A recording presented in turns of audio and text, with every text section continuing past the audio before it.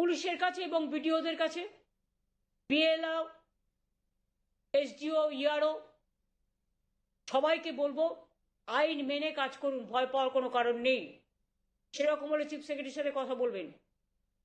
আইসিদের বলবো আনঅথরাইজড কাগজপত্র বা টাকা পেলে স্টেট সিজ করবেন।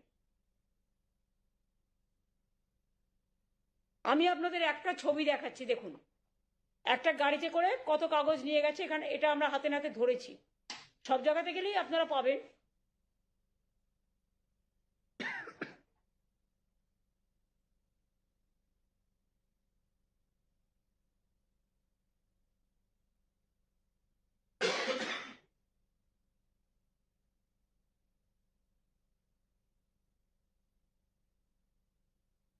ছবিটা দেখুন, একটা গাড়ির ভেতরে 9-10 হাজার ফর্ম নিয়ে গেছে, সব ডিলিট করার জন্য, জেনুইন ভোটারদের নাম।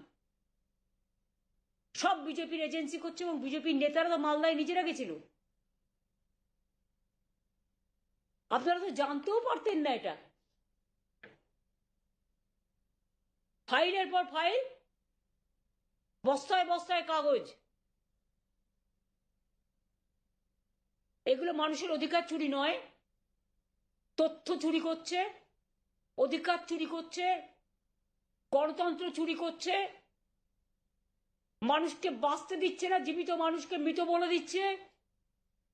মহিলা বাহিনী, যারা কেউ শ্বশুর বাড়িতে গেছে, অনেক লোক তো আপনারা আছেন, কেউ কি চিরকাল এক বাড়িতে আছেন?